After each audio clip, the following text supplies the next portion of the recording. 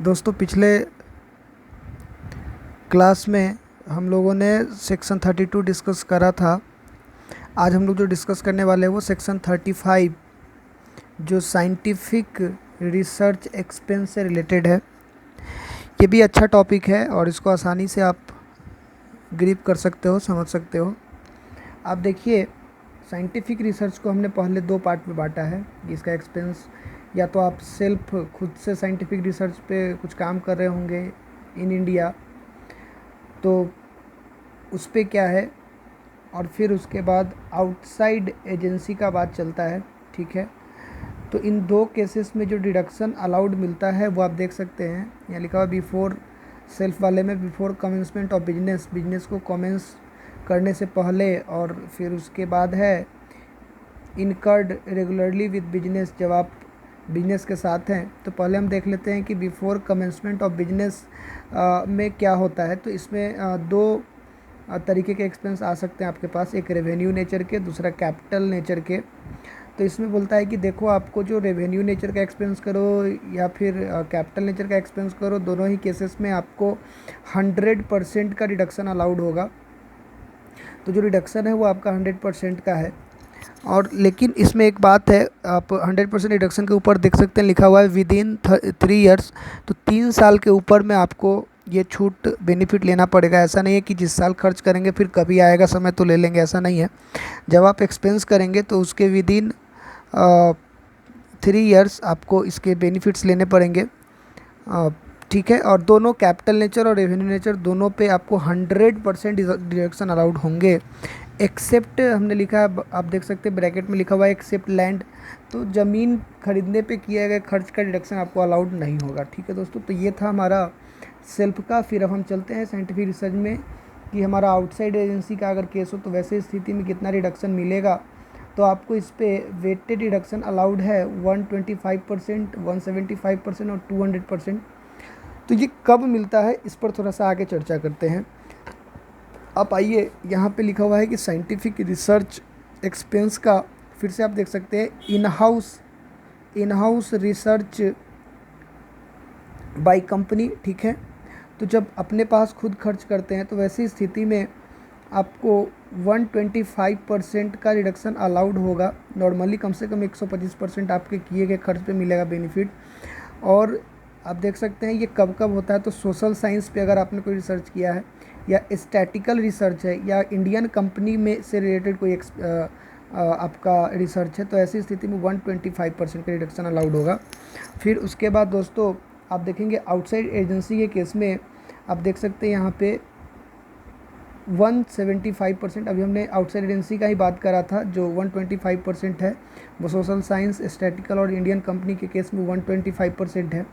और एक है 175% और दूसरा है 200%। ये कब मिलता है, तो पहले हम 200% का आपको बता दें।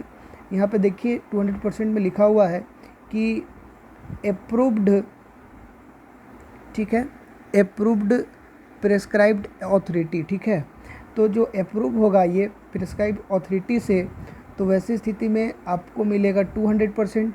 और जब आपका not approved by prescribed authority होगा, ठीक है, या सेंट्रल गवर्नमेंट से कोई अथॉरिटी नहीं मिला है, तो लेकिन इन दोनों को छोड़कर, social science, statistical, Indian company को छोड़कर कोई रिसर्च कर रहे हैं, तो नॉट अप्रूव्ड है फिर भी 175%, और प्रिस्क्राइब्ड अथॉरिटी से क्या होगा, अप्रूव्ड होगा, तो वैसी स्थिति में 200% का आपका डिडक्शन अलाउड होगा। तो बस दोस्तों इसको बस ध्यान में रखना है, अगर किसी केस में अप्रूव्ड लिखा हुआ है प्रिस्क्राइब अथॉरिटी, आप एक्सपेंस के 200% डिडक्शन दे दो। अगर कहीं लिखा हुआ है नॉट अप्रूव्ड, ठीक है, तो नॉट अप्रूव्ड है तो वैसे केस में आप 175%।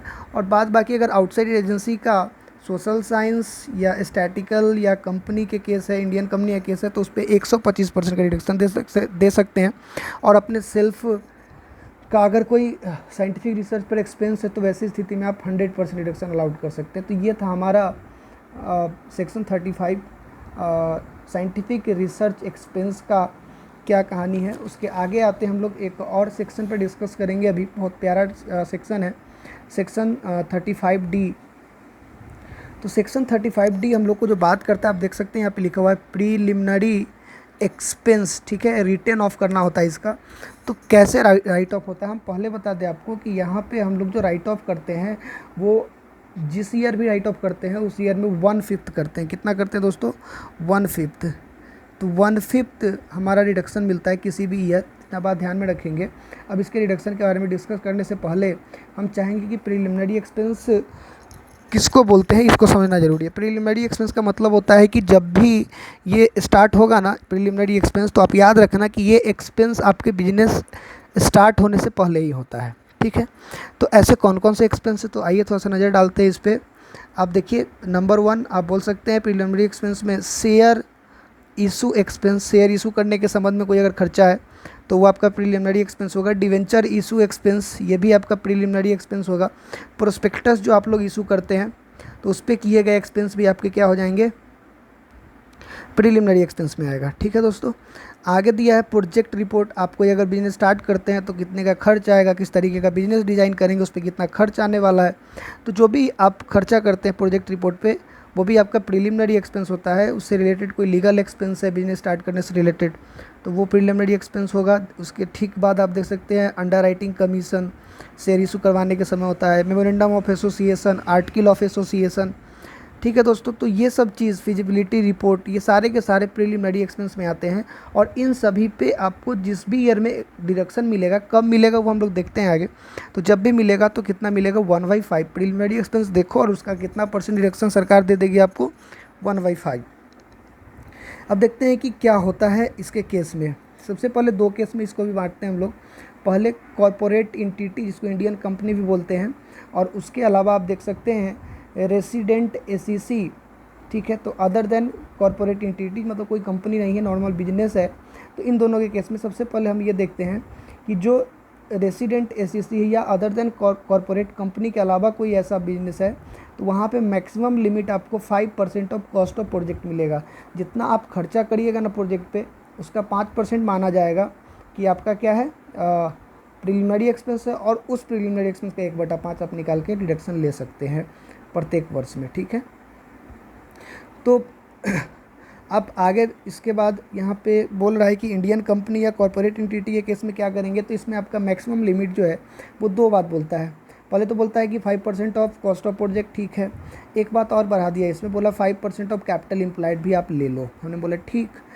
आगे देखते हैं कि इन दोनों में से किसको लेंगे। तो यहाँ पे हमने एक एरो दिया है इन दोनों के बदले में, और आप यहाँ पे देख सकते हैं लिखा हुआ है at the option of company. Company को इन दोनों में से जो अमाउंट लेने की इच्छा है, जो ज़्यादा होगा वैसे वही लेते हैं कंपनी बेसिकली। तो वही बात है, बोला at the option of company. आगे आप देखिए कि एक इसका एग्जांपल हम लिए हैं, इस एग्जांपल में और बेहतर समझ में आ जाएगा। बोल रहा है कि एसीसी हमारा इंडियन कंपनी है, तो एक तो कॉरपोरेट हो गया। दूसरा बोल रहा है कि प्रीलिमिनरी एक्सपेंस जो हम खर्च किए हैं वो किए हैं 10 लाख रुपए, ठीक है। और आगे लिखा हुआ है कि कॉस्ट ऑफ प्रोजेक्ट COP आपका 90,000 रुपये है, सॉरी 90 लाख रुपए हैं, 1 करोड़ 90 लाख। और उसके बाद आपका कैपिटल एम्प्लॉयड है वो 1 करोड़ 80 लाख रुपए है, ठीक है। तो इसका भी 5% निकाल लेंगे 190 लाख का, और इसका 180 लाख का हम लोग क्या कर लेंगे, 5% निकालेंगे। और बाद बाकी हमारा अपना पर्सनल जो प्रीलिमिनरी एक्सपेंस है वो कितना का है, 10 लाख रुपए का है। तो मैक्सिमम लिमिट निकाल के देखते हैं कितना डिडक्शन मिलेगा। नीचे लिखा भी हुआ है amount of deduction under section 35D कितना होना चाहिए। तो आइए सॉल्यूशन में चलते हैं। सॉल्यूशन में लिखा हुआ है मैक्सिमम लिमिट हमारा हम निकाल रहे हैं। तो पहले तो हमारा cost of project 1 crore 90 lakh का था, तो 5% कितना हो जाएगा, 95 लाख, सॉरी 9,50,000। और उसके बाद 1 करोड़ 80 लाख का 5% आपका 9 लाख होगा। तो इन दोनों में आप देख सकते हैं कौन ऑप्शन, आप कंपनी खुद सोचो कौन रिडक्शन लेना चाहेंगे। तो आप बोलेंगे कि सर 9,50,000। हमने बोला ठीक। और आपका एक्चुअल एक्सपेंस कितना है, 10 लाख रुपए। तो गवर्नमेंट आपको तो जो सबसे कम है दोनों में से उसको देगी। तो आपका जो मैक्सिमम डिडक्शन अलाउड होगा वो 10 लाख और 9,50,000 में से 9,50,000 का डिडक्शन मिल जाएगा। अब इसको आप अगले 5 सालों में डिडक्ट कर सकते हैं, ठीक है दोस्तों। तो ये सेक्शन भी हमारा 35D इस तरीके से कंप्लीट हुआ। आगे आते हैं सेक्शन 35D। ये सेक्शन ना हम लोग को किसका बात करता है, आप देख सकते हैं यहाँ पे बात करता है ये अमलगमेशन का। कंपनी का जो अमलगमेशन होता है ठीक है, या डिमर्ज करते हैं कंपनी को, एक दूसरे के साथ मिलाते हैं, तो वैसे केसेस में जो खर्चा आएगा ना अमलगमेशन के केस में, उस पर आप क्या करना है ना 5% का रिडक्शन अलाउड कर देना। कितना परसेंट का? 5% का। वैसे आइए इसको पढ़ के देखते हैं क्या बोला है। बोला where an Indian company incurred any expense for purpose of amalgamation, ठीक है, तो अमलगमेशन के पर्पस से कोई खर्चा करता है, और यहाँ पे लिखा हुआ है एब्जॉर्प्शन डिमर्जर, ठीक है, an undertaking the assessee shall be allowed reduction of an amount equal to 1/5 of such expense, और कब से? फॉर 5 years बिगिनिंग, ये बात ध्यान में रखेंगे, beginning from the previous year. तो जब भी आप इसका खर्चा करते हैं तो 1/5 का आपको डिडक्शन मिलना शुरू हो जाता है। कब से? जब खर्च करते हैं उस साल के प्रीवियस ईयर से, in which the amalgamation and demerger take place, ठीक है, तो जब भी ऐसा करते हैं तब से, ठीक है दोस्तों। तो इसका मतलब ये भी हो गया कि अमलगमेशन का जो भी एक्सपेंस होगा 1/5 उसका बेनिफिट डिडक्शन आपको मिल जाएगा। ठीक उसी तरीके से आप देख सकते हैं 35DDA, तो सेक्शन 35DDA क्या बोलता है? VRS voluntary retirement scheme. अच्छा, वॉलेंट्री रिटायरमेंट स्कीम पर भी जो खर्च करेंगे आप, ये सारे खर्चे भी आपको कितना मिलेगा? 5 इक्वल इंस्टॉलमेंट में डिडक्शन अलाउड हो जाएगा, जो भी वॉलेंट्री रिटायरमेंट के एक्सपेंस से रिलेटेड होंगे। ठीक है दोस्तों, तो हमने अभी तक देखा प्रीलिमिनरी एक्सपेंस में भी 1/5 मिलता था, लेकिन इसके कुछ रूल्स थे तो वो हम लोग देखा। फिर 35DD में भी 1/5 ही मिलता है, और वॉलेंट्री रिटायरमेंट में भी 1/5 का आपको रिडक्शन अलाउड होता है।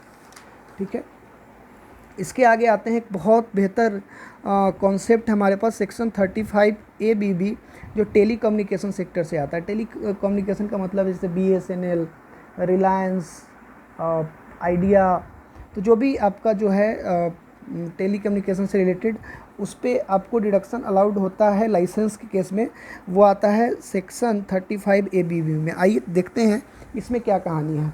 इसमें जो कहानी है ना दोस्तों, इसमें बोला गया कि जो भी खर्च आप करेंगे टेली कम्युनिकेशन के से रिलेटेड, उसके डिडक्शन आपको लाइसेंस के अवधि में रिडक्शन किया जा सकता है। ठीक है, ये बोलता है 35ABB। फिर से समझिए बात को, जितना भी आप खर्च करेंगे उसके ओवर द लाइसेंस पीरियड, ठीक है, तो जो लाइसेंस का पीरियड होगा उस पीरियड में आप उसी पीरियड के आप बोल सकते हैं उसको कि प्रोराटा बेसिस पे आपको रिडक्शन अलाउड हो जाएगा। जैसे आइए देखते हैं एग्जांपल के थ्रू कि कैसे रिडक्शन मिलेगा। हमने एग्जांपल में लिया कि हमारे पास capital expense incurred to obtain licence, ठीक है, तो लाइसेंस लेने के लिए हमने खर्चा किया है, ठीक है, कितने रुपए का? आप देख सकते हैं 1 करोड़ रुपए का। ठीक है, तो आपने लाइसेंस लिया 1 करोड़ रुपए में, आपने बोला ठीक है सर। आगे एक्चुअल पेमेंट मेड ऑन 1/4/2010 में, ठीक है, 2010 में आपने 1 करोड़ रुपये का खर्चा किया था, याद रखेंगे ईयर 2010 में।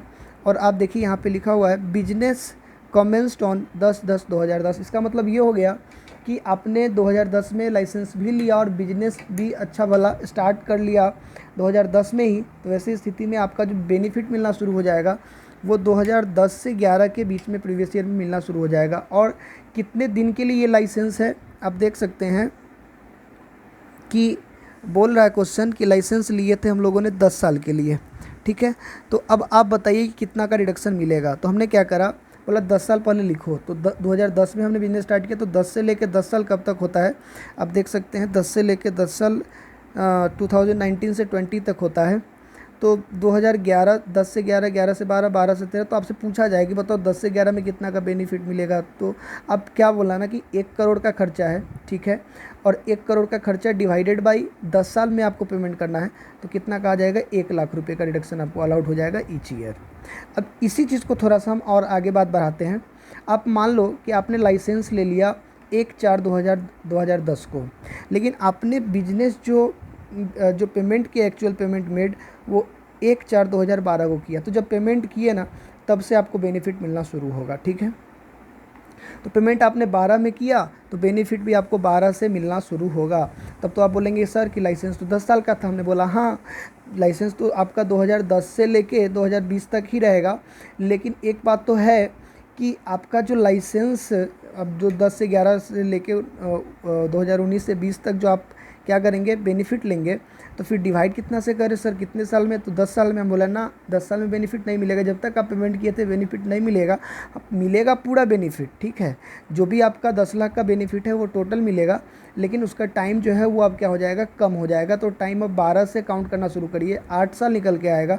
तो आप क्या करेंगे, 1 करोड़ डिवाइडेड बाई 8, जितना भी अमाउंट निकल के आएगा वो डिडक्शन मिलेगा, लगभग 1,25,000 रुपये के हिसाब से अब डिडक्शन मिलेगा। तो पिछले बार हमने 10 सालों में दिया था तो 1 लाख का डिडक्शन मिला था, 8 सालों में दिए हैं 1,25,000 रुपये के हिसाब से हमको डिडक्शन मिलना शुरू हो जाता है। ठीक है दोस्तों, अब आते हैं इसका थोड़ा सा और एग्जाम्पल को हम बढ़ाने की कोशिश करेंगे। आगे बोल रहा है कि मान लो कि आपने क्या कर दिया, एक्चुअल पेमेंट 1/4/2008 को किया है, और बिजनेस स्टार्ट कब किए थे बताओ? बिजनेस स्टार्ट किए थे हम लोग 2010 में, ठीक है। तो 2010 में आपने बिजनेस स्टार्ट किया और आपने एक्चुअल पेमेंट जो किया था वो किया था 2008 में, ठीक है। तो आपने लाइसेंस तो का पेमेंट तो कर दिया, लेकिन बिजनेस स्टार्ट किया कब से? 2010 से। तो अब फिर से आपका 8 साल का ही बेनिफिट मिलेगा। ये जो 1 करोड़ का जो भी आएगा आपका वो क्या होगा, डिडक्शन कब से मिलना शुरू होगा?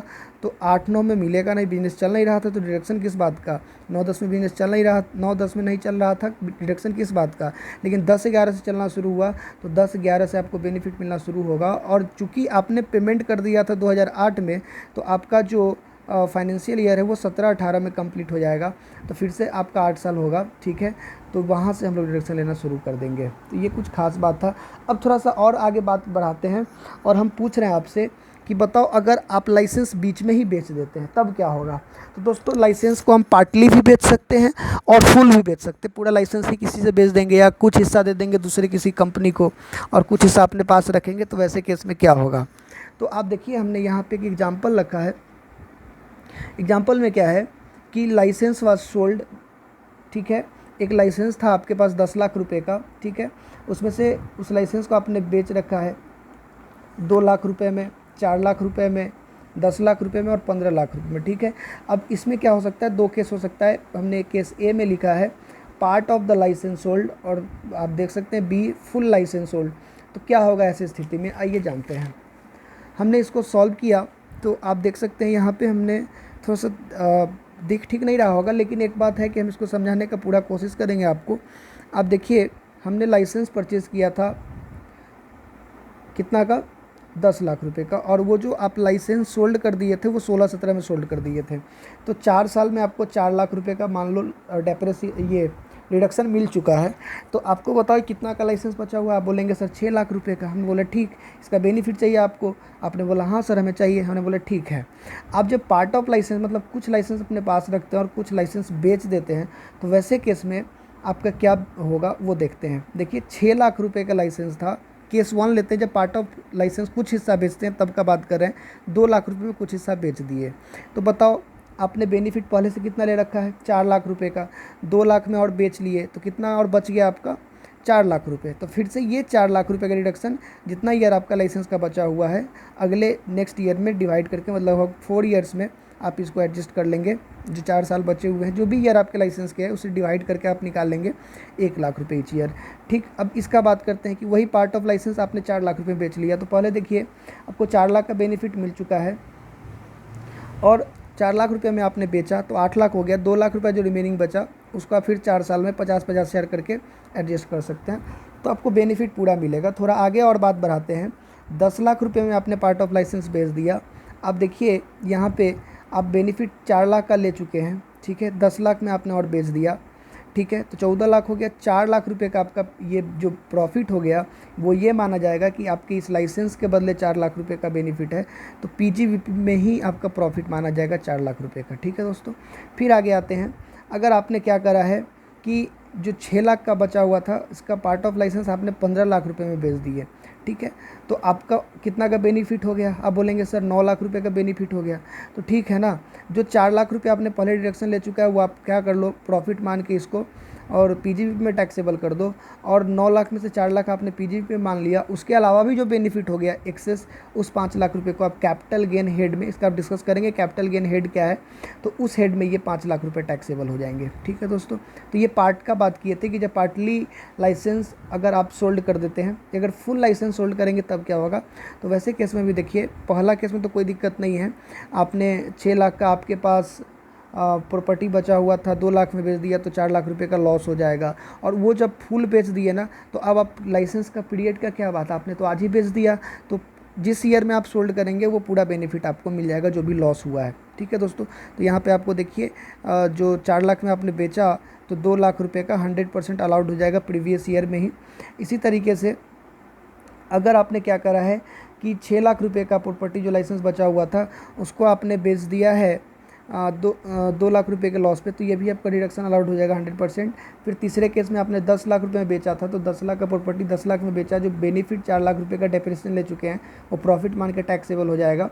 और इसके आगे फिर से आप देखिए, आपने अगर 15 लाख रुपए में बेच दिया इसे, तो जो 4 लाख का था वो आपका प्रॉफिट माना जाएगा पीजीबीपी में, और 5 लाख रुपए का टैक्सेबल हो जाएगा कैपिटल गेन में।